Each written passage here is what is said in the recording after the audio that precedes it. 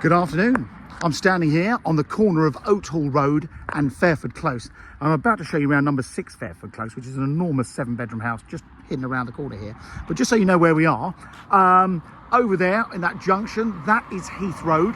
Walk to the end of that road and you're on the Broadway where all the restaurants, cafes and bars are.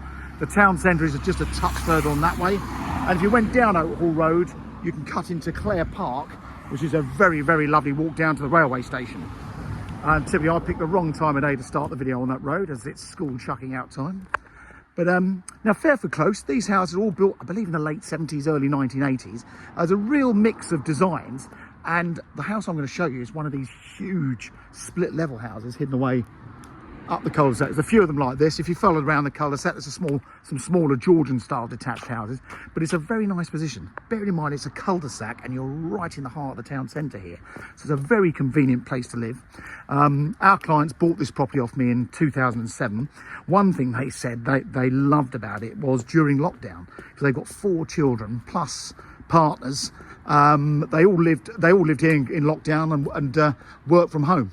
So the house I'm going to show you, don't judge a book by its cover on that photo alone, because this house is huge. It goes back a long way. There's even a lower level yet.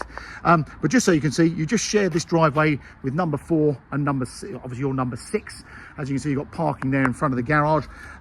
They've never had a problem with parking. Something they've considered in the past is if they really wanted to, they could have made more car parking down here.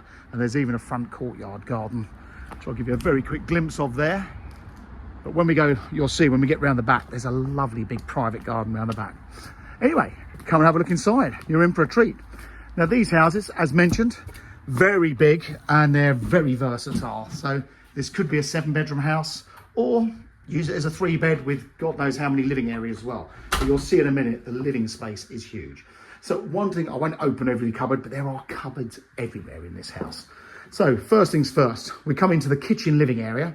Before I show you in there is one loo, the cloakroom just there. You've got the kitchen living area here, fabulous L-shaped room. Coming round, you've got bifolding doors out to the south-facing terrace, so there's all sorts of hidden areas you don't even know you're there. Before I show you the rest, let me just give a quick glimpse, because you've got that courtyard garden I said there, which was the front garden, all very nice. It swings round here.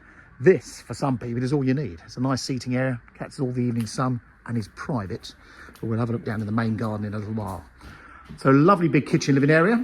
There's a utility room as well with a back door. So if you're coming in the side gate rather than the front door as we have, you can do that easily there.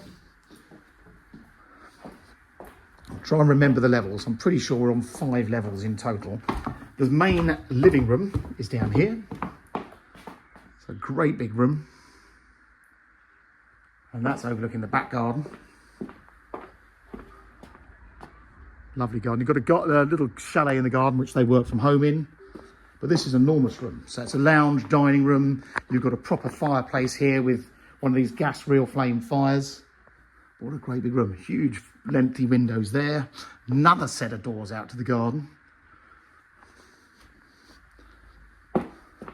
Something I've always said with these houses, and I've sold a few of this design, is if you're ever going to replace the kitchen, I mean, it doesn't need replacing, but if you ever were, you could easily put it down there, because that's spilling onto the back garden as well. Right, so you've seen 2 levels. You've seen the ground and the lower ground floor. This is, let's call this the upper ground, or first of the first floors. You've got a double-sized bedroom here. Again, lots of wardrobes. Probably the smallest of the bedrooms, which is still by today's standards a double. Again, full-length window overlooking the gardens. More wardrobes, more shelving, and another nice sized double here. And this one's double aspect, again, overlooking the gardens. The houses you can see over the back, they're still in Fairford Close. And then this one's got a window to the front.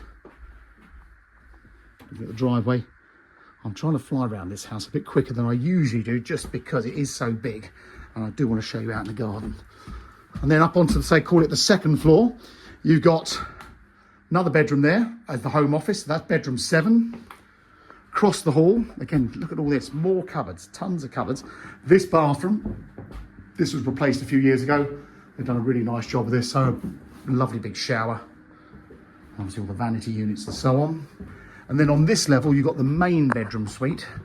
That's if you want to call this the main bedroom suite. You could have a whole top floor as a suite if you wanted to. So a nice big double, whole bank of wardrobes in this room, and this great big picture window overlooking the front of the property and back towards the driveway. And then an enormous bathroom. There's a bathroom and a shower room. So we've got the twin basins, plenty of storage cupboards, a freestanding bath. You've then got a little walk-in shower area and a separate loo. All tiled, all in nice clean and tidy order. So that's the second floor, and then come up to the top floor. I've even seen some people created an annex. The first floor we saw with those 3 bedrooms, you could easily make an annex section there. So up on the top floor, you've got the vaulted ceiling, so we're right up in the roof here. Nice sized bedroom. That's looking out that way.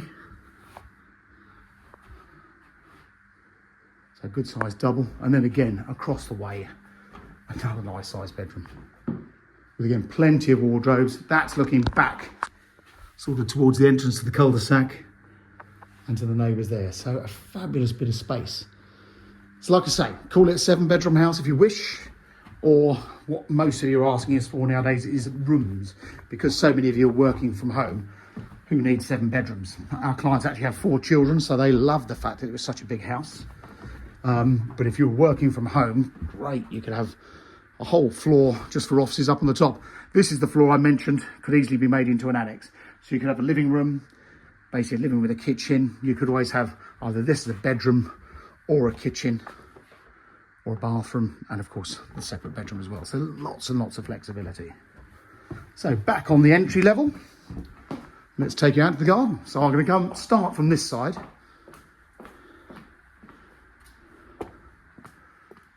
Actually, while we're here, quick glimpse of the garage. Double garage like every one we see. Not got a car in it, but huge big space, high loft space. You could probably put a first floor office in this section if you really wanted to. And there's a little bit of room behind the garage around that side, which is just handy for those gardening bits and pieces. Little hidden areas and another shed.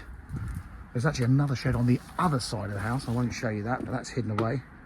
And then come down. What I must say is quite nice, this kitchen, they've got the lovely tiled floor in there. They put the bifolds in, and this terrace is on the same level. As you can probably see, they've got lots of freestanding pots. So this could be a much, much bigger terrace if you wanted it to be, but they got it the way they like it. And then nice steps with sleepers all the way down. Come round to the garden. So you've got an upper terrace going across the whole width of the back of the house. That follows round to the shed that side. You can even have another access in from there if you wanted to, with steps down, and then come down onto these gardens. This is rather lovely. So if you off the back of the house, that is east facing, that is south, obviously west is at the front. But when you come around the back here, you get a better idea of the space. It is such a substantial building. And then the other thing I mentioned about home working, you've got the home office out here, or make it into a gym, or just make it into the garden bar. Do as you wish. Again, perfect for another lockdown if we ever get one. Let's hope we don't. And the gardens continue. They go through there. I'll take you through there in a sec, because there's actually a rear gate. When you get round here, you get a better impression of the space. So lots of room. And then through the arch into the hidden area. Now the back garden from this furthest point here across to behind the summer house is 90 feet, and off the back of the house, the back fence is 60 feet. Doesn't look like it because there's a lot of foliage, but it is a fabulous big plot. And this is even another little secret area. Come and sit, relax, enjoy yourself, read a book, or crack open a bottle of wine, why not? And then you've got a pathway with a back gate through to the rear section of the cul-de-sac, where there's some more parking around here. This is just free parking for anyone, and just gives you an idea of the neighbours behind. But it's a lovely house. It's a big cul-de-sac with, it's a cul-de-sac with all big detached houses in it. It's on top of the station. The station is half a mile walk. The town centre's less than that. And schools-wise, you can walk to several schools from where we are. So there you go. That is number 6, Fairford Close in Haywards Heath. If you'd like to have a look, please get in touch with Mansell McTaggart in Haywards Heath. Thanks for watching.